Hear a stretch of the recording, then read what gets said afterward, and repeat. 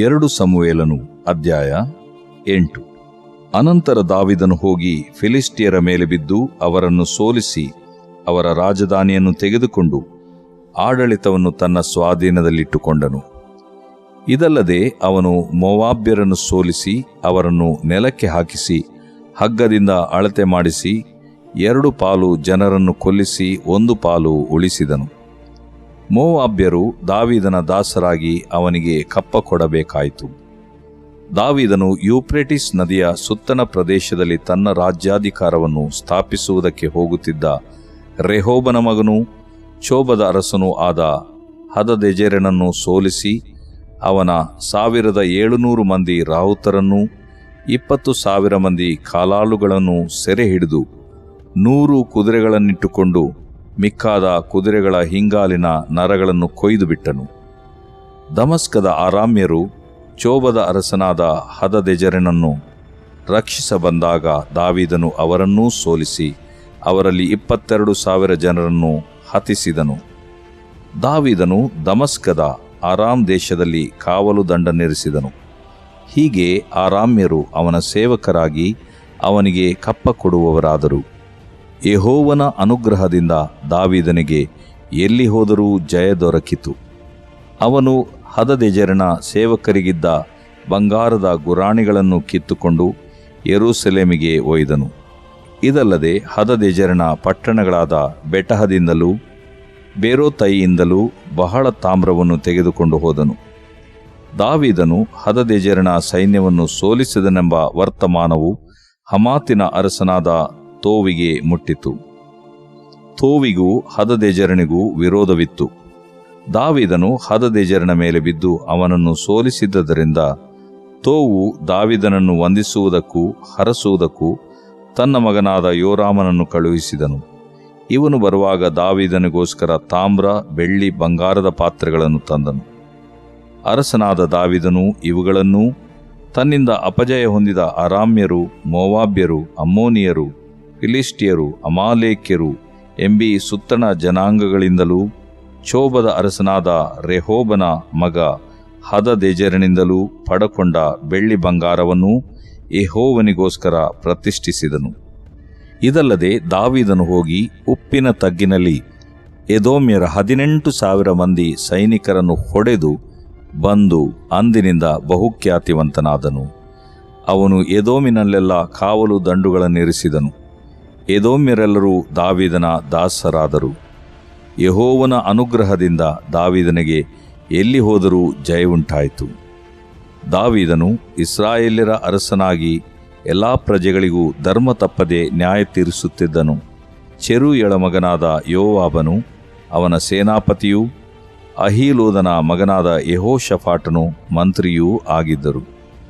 ಅಹೀಟೂಬನ ಮಗನಾದ ಚಾದೋಕನೂ ಅಹೀಮೆಲೆಕನ ಮಗನಾದ ಎಬ್ಯಾತಾರನು ಅವನ ಯಾಜಕರು. ಸೆರಾಯನು ಲೇಖಕನು. ಯೆಹೋಯಾದಾವನ ಮಗನಾದ ಬೆನಾಯನು ಕೆರೇತ್ಯ, ಪೆಲೇತ್ಯ ಎಂಬ ಕಾವಲು ದಂಡುಗಳ ಮುಖ್ಯಸ್ಥನು. ದಾವೀದನ ಮಕ್ಕಳೂ ಯಾಜಕರಾಗಿದ್ದರು. ದೇವರು ಪ್ರೀತಿಸುವ ಪ್ರೀತಿಯ ಬಿಗ್ ಜೆ ಟಿವಿ ಪ್ರಿಯ ವೀಕ್ಷಕರಿಗೆ ನಮ್ಮ ಕರ್ತನಾದ ಯೇಸು ಕ್ರಿಸ್ತನ ಹೆಸರಿನಲ್ಲಿ ನಿಮಗೆ ವಂದಿಸಿ ಸ್ವಾಗತ ಬಯಸ್ತಿದ್ದೇವೆ. ಬನ್ನಿರಿ, ಇಂದು ನಾವು ಅಧ್ಯಯನ ಮಾಡಿಕೊಳ್ಳೋಣ 2ನೇ ಸಮುವೇಲ, second book of Samuel, chapter 8, 8ನೇ ಅಧ್ಯಾಯ. 2ನೇ ಸಮುವೇಲ 7ನೇ ಅಧ್ಯಾಯದಲ್ಲಿ ಏನು ನಡೀತೆ ಅಂತ ಹೇಳ್ಬಿಟ್ಟು ನೋಡುವಾಗ ದಾವೀದನಿಗೂ ದೇವರಿಗೂ ಇರುವಂಥ ಅಂತರಾಳದ ಸಂಭಾಷಣೆ, ಆತ್ಮೀಯ ಸಂಭಾಷಣೆ, ಆತ್ಮಿಕ ಸಂಭಾಷಣೆ, ತೆರೆದ ಸಂಭಾಷಣೆ, ದೈವಿಕ ಸಂಭಾಷಣೆ, ನಿಸ್ವಾರ್ಥ ಸಂಭಾಷಣೆ, ಪ್ರವಾದನೀಯ ಸಂಭಾಷಣೆ ಮತ್ತು ಒಡಂಬಡಿಕೆಯ ಸಂಭಾಷಣೆ ಮತ್ತು ಪ್ರೀತಿಯ ಸಂಭಾಷಣೆ.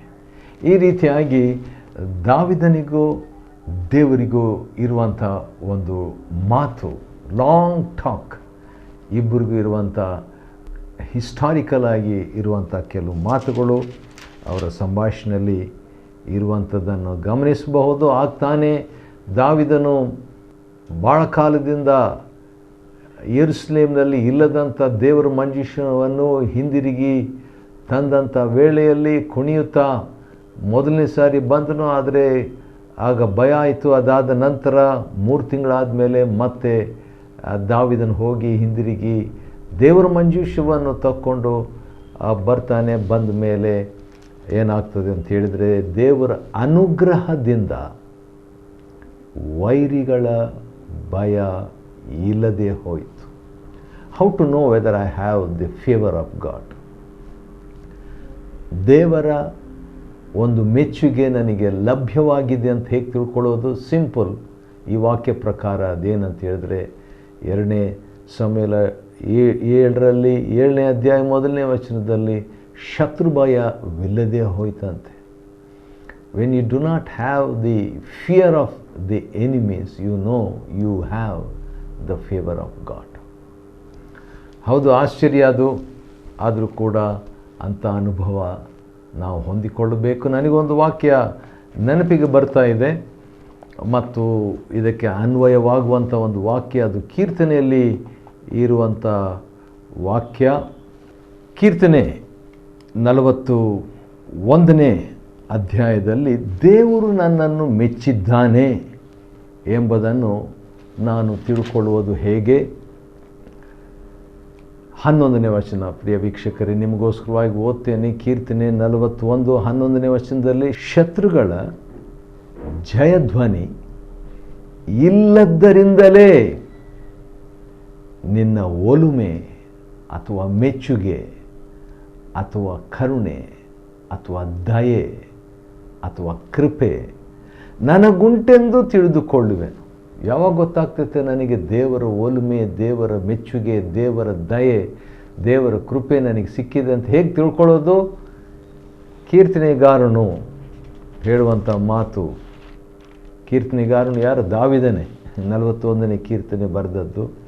ಶತ್ರುಗಳ ಜಯಧ್ವನಿ ಇಲ್ಲದ್ದರಿಂದಲೇ ನನಗೆ ಗೊತ್ತಾಗ್ತದೆ ನಿನ್ನ ಒಂದು ದಯೆ ನನಗೆ, ಅನುಗ್ರಹ ನನಗೆ ಸಿಕ್ಕಿದಂತ. ಅದೇ ಮಾತನ್ನು, ಅದೇ ಅನುಭವವನ್ನು 2ನೇ ಸಮುವೇಲ 7:1ರಲ್ಲಿ ನಾವು ನೋಡುವಾಗ, ಯೆಹೋವನ ಅನುಗ್ರಹದಿಂದ ಸುತ್ತನ ವೈರಿಗಳ ಭಯವೆಲ್ಲ ತಪ್ಪಿ ಹೋಯಿತು ಅಂತ ಹೇಳ್ಬಿಟ್ಟು.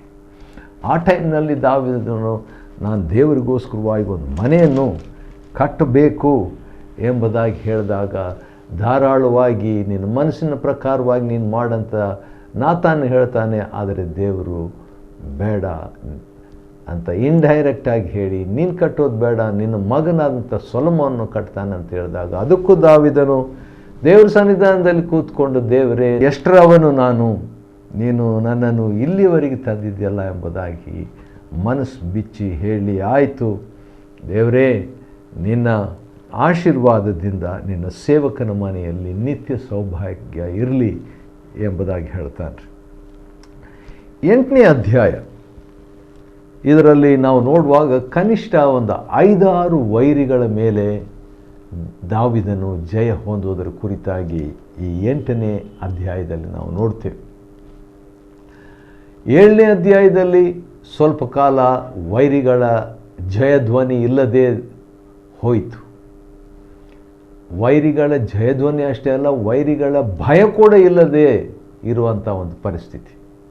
ಆದರೆ 8ನೇ ಅಧ್ಯಾಯದಲ್ಲಿ ಫಿಲಿಸ್ಟಿಯರು ದಾವೀದನು ಹತ್ತಿರ ಬರೋಕ್ಕೆ ಮುಂಚಿತವಾಗಿ, ಅನಂತರ ದಾವೀದನು ಹೋಗಿ ಫಿಲಿಸ್ಟಿಯರ ಮೇಲೆ ಬಿದ್ದು ಅವರನ್ನು ಸೋಲಿಸಿದನು.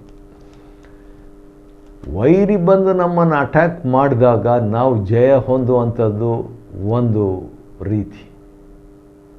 ಇನ್ನೊಂದು ರೀತಿ, ವೈರಿ ಅಟ್ಯಾಕ್ ಮಾಡ್ತಾ ಇಲ್ಲ, ವೈರಿಯ ಒಂದು ಕಡೆಗೇ ಹೋಗಿಬಿಟ್ಟು ಅವ್ರನ್ನ ದಾಳಿ ಮಾಡಿಬಿಟ್ಟು ಸೋಲಿಸುವಂಥದ್ದು ಇನ್ನೊಂದು ಯುದ್ಧ ಶೈಲಿ, ಯುದ್ಧ ವಿಧಾನ, ಸ್ಟ್ರಾಟಜಿ, ವಾರ್ ಸ್ಟ್ರಾಟಜಿ ಅಂತ ಹೇಳ್ಬೋದು.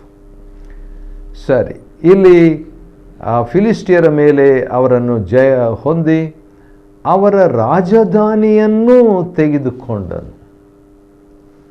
ಫಿಲಿಸ್ಟಿಯರ ರಾಜಧಾನಿಯನ್ನು ಕೂಡ ಅವನು ತೆಗೆದುಕೊಂಡು ಆಡಳಿತವನ್ನು ತನ್ನ ಸ್ವಾಧೀನದಲ್ಲಿ ಇಟ್ಕೊಂಡನು ಅಂತ ಹೇಳ್ಬಿಟ್ಟು 2 ಸಾಮುವೇಲ 8:1 ನೋಡ್ತೀವಿ. ಹಾಗಾದರೆ ಫಿಲಿಸ್ಟಿಯರ ಮೇಲೆ ಆತನಿಗೆ ಜಯ ಸಿಕ್ತು. ಅದಾದಮೇಲೆ ಮೋವಾಬ್ಯರು ಅವರನ್ನು ಕೂಡ ಸೋಲಿಸಿ 2ನೇ ವಚನದಲ್ಲಿ ಅವರನ್ನು ನೆಲಕ್ಕೆ ಹಾಕಿಸಿ ಅವರಲ್ಲಿ ಅರ್ಧ ಜನರು ಅವರ ನಿರ್ನಾಮ ಮಾಡಿ ಅರ್ಧ ಜನರು ಅವರಿಗೆ ಟ್ಯಾಕ್ಸ್ ಕಪ್ಪ ಕೊಡುವವರನ್ನಾಗಿ ಮಾಡಿಬಿಡ್ತಾನೆ. ಆಮೇಲೆ ದಾವೀದನು ಯೂಫ್ರಿಟಿಸ್ ನದಿಯ ಸುತ್ತಣ ಪ್ರದೇಶದಲ್ಲಿ ತನ್ನ ರಾಜ್ಯಾಧಿಕಾರವನ್ನು ಸ್ಥಾಪಿಸುವುದಕ್ಕಾಗಿ ಹೋಗುತ್ತಿದ್ದ ರೆಹೋಬನ ಮಗನು ಚೋಬದ ಅರಸನು ಆದ ಹದದೆಜರನು ಅವನು ಬರ್ತಾನೆ. ಅವನನ್ನು ಕೂಡ ಸೋಲಿಸಿಬಿಡ್ತಾನೆ. ಈ ಹದದೆಜರನು ಅಂತ ಹೇಳಿದ್ರೆ ಎಜ್ರಾ ಅಂತ ಹೇಳುವಾಗ ಸಹಾಯ, ಹದದೆಜರ್ ಅಂತ ಹೇಳಿದ್ರೆ ಆತನ ಸಹಾಯ, ಅವರ ಸಹಾಯ, ಅವನ ಸಹಾಯ ಅಂತ ಒಂದು ಅರ್ಥ ಕೊಡ್ತಿರುತ್ತೆ. ಅಂಥ ಒಬ್ಬ ವ್ಯಕ್ತಿಯ ಮೇಲೆ ಇವನು ಜಯವನ್ನು ದಾವೀದನು ಪಡ್ತಾನೆ. ಜಯದಿಂದ ಜಯಕ್ಕೆ. David was walking from victory to victory. ನೋಡ್ರಿ, ದೇವರ ಮಂಜೂಷ ಇದ್ದಾಗ, when we have the presence of God, we will have the victories of God. ಸರಿ, ಅದಾದ ನಂತರ ದಾವೀದನು ದಮಸ್ಕದ ಅರಾಮ್ ದೇಶದಲ್ಲಿ ಕಾವಲು ದಂಡ ನಿಲ್ಲಿಸಿದನು. ಹೀಗೆ ಅರಾಮ್ಯರು ಅವನ ಸೇವಕರಾಗಿ ಅವನಿಗೆ ಕಪ್ಪ ಕೊಡುವವರಾದರು. 6ನೇ ವಚನ. ಅಲ್ಲಲ್ಲಿ ವಿಕ್ಟ್ರಿ ಜಯ ಹೊಂದುತ್ತಾ ಇದ್ದಾನೆ. ಅನಂತರ ಟ್ಯಾಕ್ಸ್ ಕಟ್ರಿ ಅಥವಾ ಕಪ್ಪ ಕೊಡ್ರಿ ಎಂಬುದಾಗಿ ಅವ್ರ ಕಡೆಯಿಂದ ಇವನು ದಾವೀದನು ಸಾಕ್ತಾನ್ರಿ. ಪ್ರೋಗ್ರೆಷನ್. ಈ ರೀತಿಯಾಗಿ ದಾವೀದನ ಜೀವನದಲ್ಲಿ ಅವನು ಅಧಿಕಾರ ತಕ್ಕೊಂಡ ಮೇಲೆ ಬಂದಂಥ ಜಯಕ್ಕೆ ಕಾರಣ ಏನಿರ್ಬೋದು? What do you think is the password for David's victory? ಇಲ್ಲಿದೆ ನೋಡ್ರಿ. 2ನೇ ಸಾಮುವೇಲ 8ನೇ ಅಧ್ಯಾಯದ 6ನೇ ವಚನದ 2ನೇ ಭಾಗದಲ್ಲಿ ಯೆಹೋವನ ಅನುಗ್ರಹದಿಂದ, ವಾವ್, ಯೆಹೋವನ ಅನುಗ್ರಹದಿಂದ ದಾವೀದನಿಗೆ ಎಲ್ಲಿ ಹೋದರೂ ಜಯ ದೊರಕಿತು. wherever David went, he got victory because of the favor of God. ದೇವರ ಮೆಚ್ಚುಗೆ ಅವನಿಗೆ ದೊರೆತದ್ದರಿಂದ ಅವನು ಎಲ್ಲೆಲ್ಲಿ ಹೋದರೂ ಜಯ. ಆದ ಕಾರಣ we must long for the favour of god.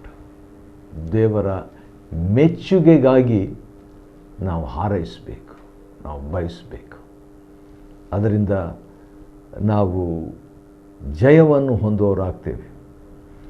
ಆಮೇಲೆ ಒಂದು ಎಕ್ಸಾಂಪಲಲ್ಲಿ ಕೊಡಲಾಗಿದೆ 7ನೇ ವಚನದಲ್ಲಿ. ಅವನು ಅಂದರೆ ದಾವೀದನು ಹದದೆಜರನ ಸೇವಕರಾಗಿದ್ದ ಬಂಗಾರದ ಗುರಾಣಿಗಳನ್ನು ಸೇವಕರಿಗಿದ್ದ, ಅಂದರೆ ಹದದೆಜರನ ಸೇವಕರಿಗೆ ಕೂಡ ಇತ್ತಂತೆ, ಸೇವಕರಿಗಿದ್ದ ಬಂಗಾರದ ಗುರಾಣಿಗಳನ್ನು ಕಿತ್ತುಕೊಂಡು ಯೆರೂಸಲೇಮಿಗೆ ಒಯ್ದನು. ನಾರ್ಮಲಿ ಒಂದು ಶೀಲ್ಡ್ ತಗೊಂಡು ಹೋದರೆ ಇದಕ್ಕೆ ಕಬ್ಬಿಣದ ಶೀಲ್ಡೋ, ಕಟ್ಟಿಗೆ ಶೀಲ್ಡೋ ಅಥವಾ ತಾಮ್ರದ ಶೀಲ್ಡೋ ಗುರಾಣಿ ತಗೊಂಡು ಹೋಗ್ತಾರೆ. ಇವರು ನೋಡ್ರಿ, ಈ ಹದದೆಜರನ ಸೇವಕರು. ಹಾಗಾದರೆ ಅವನಿಗೇನಿತ್ತು? ಇವನ ಸೇವಕರಿಗಿದ್ದ ಬಂಗಾರದ ಗುರಾಣಿ, ಅದು ಭಾಳ ಸ್ಪೆಷಲ್ ಆಗಿದ್ದಂಥ ಒಂದು ಗುರಾಣಿ. ಅದನ್ನು ತಗೊಂಡು ದಾವೀದನು ಏನು ಮಾಡ್ತಾನೆ? ಯೆರೂಸಲೇಮಿಗೆ ಒಯ್ದು ಬಿಡ್ತಾನೆ. ಇದಲ್ಲದೆ ಹದದೆಜರನ ಪಟ್ಟಣಗಳಾದ ಬೆಟಹ ಅಂದರೆ ಸುಭದ್ರ ಅಂತ ಹೇಳ್ಬಿಟ್ಟು, ಸುಭದ್ರ ಎಂಬ ಪಟ್ಟಣದಿಂದ ಬೇರೋಥಾಯಿ ಅಂತ ಹೇಳಿದರೆ ತುರಾಯಿ ಅಂತ ಅರ್ಥ ರೀ, ಸೈಪ್ರಸ್. ಅಲ್ಲಿ ತನಕ ಬಹಳ ತಾಮ್ರ ಇತ್ತಂತೆ, ಅದನ್ನು ಕೂಡ ತಗೊಂಡು ಹೋಗ್ತಾನೆ. ಬಂಗಾರ ಸಿಕ್ಬಿಡ್ತು, ತಾಮ್ರ ಸಿಕ್ಬಿಡ್ತು. ದೇವರ ಮಂಜೂಷಿ ಸಿಕ್ಕಿದ ಮೇಲೆ ಇವೆಲ್ಲ ಆಟೋಮೆಟಿಕ್ ಆಗಿ ಬರ್ತಾ ಇದೆ ರೀ. After getting the presence of god is getting gold and other blessings including tax. ಆ ಕಾಲದಲ್ಲಿ ಟ್ಯಾಕ್ಸ್ ಕೊಟ್ಟರೆ ಸ್ವಲ್ಪ ಅಲ್ಲ, ಮೋವಾಬಿಯರು ಟ್ಯಾಕ್ಸ್ ಕೊಡ್ತಾ ಇದ್ದಾರೆ. ಈಗ ಅರಾಮ್ಯರು ಅವನಿಗೆ ಟ್ಯಾಕ್ಸ್ ಕೊಡ್ತಾ ಇದ್ದಾರೆ. ದಾವಿದನು ಭಾಳ ರೀಚ್ ಆಗ್ತಾ ಇದ್ದಾನೆ, ಫೇಮಸ್ ಆಗ್ತಾ ಇದ್ದಾನೆ, ದೇವರ ಮೆಚ್ಚುಗೆ. ನೋಡ್ರಿ, ಅವನಿಗೆ ಇದ್ದದರಿಂದ, because David had the favour of God, the favour of God, ದೇವರ ಮೆಚ್ಚುಗೆ ಅವನಿಗೆ ಇದ್ದದರಿಂದ ಜಯ ಸಿಕ್ತು, ಮಟೀರಿಯಲ್ ಬ್ಲೆಸ್ಸಿಂಗ್ಸ್ ಅವನಿಗೆ ಸಿಕ್ತು, ಭೌತಿಕವಾದ ಆಶೀರ್ವಾದ ಸಿಕ್ತು. ಮತ್ತು ದಾವಿದನು ಈ ರೀತಿಯಾಗಿ ಹದದೆಜರನ ಸೈನ್ಯವನ್ನು ಸೋಲಿಸಿದ್ದಾನೆಂಬ ವರ್ತಮಾನವು ಹಮಾತಿನ ಅರಸನಾದ ತೋವಿಗೆ ಸಿಕ್ತಂತ ನ್ಯೂಸ್. ತೋವಿ ಅಂತ ಒಬ್ಬ ರಾಜ ಇದ್ದಾನೆ, ಸಿರಿಯಾದ ಅರಸನು, ಹಮಾತಿನ ಅರಸನು. ಅವನಿಗೂ ಈ ತೋವಿಗೂ ಹದದೆಜರನಿಗೂ ವೈರತ್ವ ಇತ್ತು, ಇಬ್ಬರು ಆಪೋಸಿಟ್. ದಾವಿದನು ಇವನು ಹದದೆಜರನನ್ನು ಸೋಲಿಸಿಬಿಟ್ನಂತ ವರ್ತಮಾನ ತೋವಿಗೆ ಸಿಕ್ಕಿದಾಗ ಅವನು ಭಾಳ ಖುಷಿಯಾಗಿ ಬಂದ. ಅವನು ಕೂಡ ಏನೋ ತೊಗೊಂಬರ್ತಿದ್ದಾನೆ ದಾವಿದನಿಗೆ. ಏನು? ದಾವಿದನನ್ನು ವಂದಿಸುವುದಕ್ಕೋ ಹರಸುವುದಕ್ಕೋ ತನ್ನ ಮಗನಾದ ಯೋರಾಮನನ್ನು ಕಳಿಸಿ ದಾವಿದನಿಗೋಸ್ಕರ ತಾಮ್ರ, ಬೆಳ್ಳಿ, ಬಂಗಾರದ ಪಾತ್ರೆಗಳನ್ನು, ಬಂಗಾರದ ಗುರಾಣಿ ಸಿಕ್ತು, ಶೀಲ್ಡ್ ಆಫ್ ಗೋಲ್ಡ್. ಈಗ ಬಂಗಾರದ ಪಾತ್ರೆ, ದ ವೆಸಲ್ ಆಫ್ ಗೋಲ್ಡ್, ಇವೆಲ್ಲ ಸಿಗ್ತಾ ಇದೆ. ಟ್ಯಾಕ್ಸ್ ಬರ್ತಾ ಇದೆ. ದೈವಾಶೀರ್ವಾದ ಅವನಿಗಿದ್ದದರಿಂದ, ದೇವರ ಮಂಜೂಷ ಅವನು ತಂದದರಿಂದ, ಅದಾದ ಮೇಲೆ ನಡೆದಂಥ ಸಂಗತಿಗಳು ನೋಡ್ರಿ ಭಾಳ ಆಶ್ಚರ್ಯ. ಅರಸನಾದ ದಾವಿದನ ಇವುಗಳನ್ನೆಲ್ಲ ತಗೊಂಡು ಏನು ಮಾಡಿರ್ಬೋದು? ನಿಮಗೆ ಯಾರೋ ಒಬ್ಬರು ದೊಡ್ಡ ಬಂಗಾರದ ಶೀಲ್ಡ್, ಎಷ್ಟೊಂದು ಶೀಲ್ಡ್, ಒಂದಲ್ಲ ದೊಡ್ಡ ಶೀಲ್ಡ್ ಬಂಗಾರದಿಂದ ಮಾಡಿದ್ದು ಕೊಡ್ತಾರೆ, ಬಂಗಾರದ ಪಾತ್ರೆ ಕೊಡ್ತಾರೆ, ದ ವೆಸಲ್ ಆಫ್ ಗೋಲ್ಡ್. ಇದೆಲ್ಲ ನಿಮಗೆ ಕೊಟ್ಟಿದ ಮೇಲೆ ಎಲ್ಲ ಯೆರೂಸಲೇಮ್ ದಾವಿದನ ತಗೊಂಬರ್ತಾನೆ. ತಗೊಂಡು ಏನು ಮಾಡಿರ್ಬೋದು? ಅದು ಸ್ಪೆಷಲ್ ಆಗಿರುವಂಥದ್ದು. ಫಸ್ಟ್ ಟೈಮ್ ದಾವಿದನಿಗೆ ಅಂಥ ಒಂದು ಶೀಲ್ಡ್ ಆಫ್ ಗೋಲ್ಡ್, ಬಂಗಾರದ ಗುರಾಣಿ ಸಿಕ್ಕಿರಬೇಕು. ಅದನ್ನು ತಗೊಂಡು ದಾವಿದ ಏನು ಮಾಡ್ದ ಅನ್ನಿಸ್ತದೆ. ನೋಡೋಣ್ರ ಏನು ಮಾಡಿದಾನೆ ಅಂತ ಹೇಳ್ಬಿಟ್ಟು ನೋಡೋಣ್ರಿ. ದಾವಿದನಿಗೋಸ್ಕರವಾಗಿ ತಾಮ್ರ, ಬೆಳ್ಳಿ, ಬಂಗಾರದ ಪಾತ್ರೆಗಳನ್ನೆಲ್ಲ ತಕ್ಕೊಂಡು ಬಂದಾಗ ಅರಸನಾದ ದಾವಿದನ ಇವುಗಳನ್ನು ತನ್ನಿಂದ ಅಪಜಯ ಹೊಂದಿದ ಆರಾಮ್ಯರು 1, ಮೋವಾಬ್ಯರು 2, ಅಮ್ಮೋನಿಯರು 3, ಫಿಲಿಸ್ಟಿಯರು 4, ಅಮಾಲೇಕ್ಯರು 5 ಮುಂತಾದ ಜನಾಂಗಗಳಿಂದಲೂ ಚೋಬದ ಅರಸನಾದ ರೆಹೋಬನ ಮಗ ಹದದೆಜರನಿಂದಲೂ ಪಡ್ಕೊಂಡ ಬೆಳ್ಳಿ, ಬಂಗಾರವನ್ನು ಏನು ಮಾಡ್ದ? 2 ಸಮುವೇಲ 8ನೇ ಅಧ್ಯಾಯದ 12ನೇ ವಚನದಲ್ಲಿ ಆನ್ಸರ್ ಇದೆ. ಏನು ಮಾಡ್ದ ಅಂತ ಹೇಳ್ಬಿಡ್ತಾನೆ. ಎಲ್ಲ ತಗೊಂಡು ಗಿಫ್ಟ್ ಮೇಲೆ ಗಿಫ್ಟ್ಸ್ ಮೇಲೆ ಗಿಫ್ಟು ಎಲ್ಲ ಬಂದಾಗ ತಕ್ಕೊಂಡು ಅವನೇನು ಮಾಡ್ತಾನೆ ದಾವಿದನು? ಅದನ್ನೆಲ್ಲವನ್ನು ಪಡ್ಕೊಂಡು ಬೆಳ್ಳಿ, ಬಂಗಾರವನ್ನು ಯೆಹೋವನಿಗೆ ಪ್ರತಿಷ್ಠಿಸಿದನು. He gave it to God, or he dedicated it to God. ತನಗೆ ತಗೊಳ್ಳಿಲ್ಲ. ನನಗೊಂದು ಶೀಲ್ಡ್ ಕೊಡ್ರಿ, 2 ಶೀಲ್ಡ್ ತಗೊಳ್ಳೋಣ, ಇಲ್ಲ. ನನಗೆ ಬೆಳಗ್ಗೆ ಬ್ರೇಕ್ಫಾಸ್ಟು ಬಂಗಾರದ ಪಾತ್ರೆಯಲ್ಲೇ ಇರಲಿ, ಇಲ್ಲ. Let's give it to the Lord. Let's dedicate it to the house of God. What a man he is. ಎಂಥ ಮಹಾಭಕ್ತನು. That's why he became the man he is. ಹೌದು, ದೇವರು ಪರೀಕ್ಷಿಸ್ತಾನ್ರಿ ನಾವು ಏನಾದರೂ ತಕ್ಕೊಂಡಾಗ ನಾವು ಏನು ಮಾಡ್ತೀವಿ ಎಂಬುದನ್ನು. ದಾವಿದನು ಅದನ್ನು ದೇವರಿಗೆ ಕೊಟ್ಟನು. ಅದ ಕಾರಣ 14ನೇ ವಚನದಲ್ಲಿ ಇನ್ನೊಂದು ಸಾರಿ ರಿಪೀಟ್ ಆದಂಥ ಮಾತನ್ನು ಓದ್ತೇನೆ, ದಯವಿಟ್ಟು ಕೇಳಿಸ್ಕೊಡ್ರಿ. ಯೆಹೋವನ ಅನುಗ್ರಹದಿಂದ ದಾವಿದನಿಗೆ ಎಲ್ಲಿ ಹೋದರೂ ಅಲ್ಲಿ ಜಯ ಉಂಟಾಯಿತು. Wow! His heart was with God and God was with him. His favor was upon him. ದೇವರ ಒಂದು ಜಯ, ದೇವರ ಒಂದು ಮೆಚ್ಚುಗೆ ಅವನ ಮೇಲಿತ್ತು. ಯಾಕಂದರೆ he had a right kind of team. ಒಳ್ಳೆ ಟೀಮ್ ಇದ್ದರು.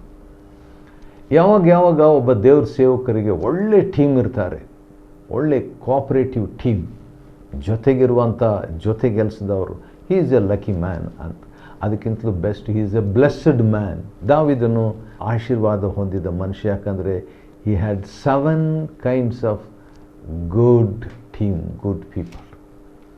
7 ವಿಧವಾದಂಥ ಜನರು ಅವನ ಜೊತೆಯಲ್ಲಿದ್ದರು. ಅದಕ್ಕಿಂತಲೂ ಟಾಪ್, ಭಾಳ ಸರ್ಪ್ರೈಸಿಂಗ್ ಏನಂದರೆ ದಾವಿದನ ಮಕ್ಕಳು ಕೂಡ ಆ ಟೀಮ್ನಲ್ಲಿದ್ದರು. Wow, amazing. ಈ ರೀತಿಯಾಗಿ 2 ಸಮುವೇಲ 8ನೇ ಅಧ್ಯಾಯ ಮುಕ್ತಾಯವಾಗ್ತದೆ. 2 ಸಮುವೇಲ 8ನೇ ಅಧ್ಯಾಯವನ್ನು ಅಧ್ಯಯನ ಮಾಡಿಕೊಳ್ಳುವಂತೆ ದೇವರು ಕೊಟ್ಟ ಕೃಪೆಗಾಗಿ ಆತನಿಗೆ ಸ್ತೋತ್ರವಾಗಲಿ. ದೇವರು ನಿಮ್ಮನ್ನು ಆಶೀರ್ವದಿಸಲಿ.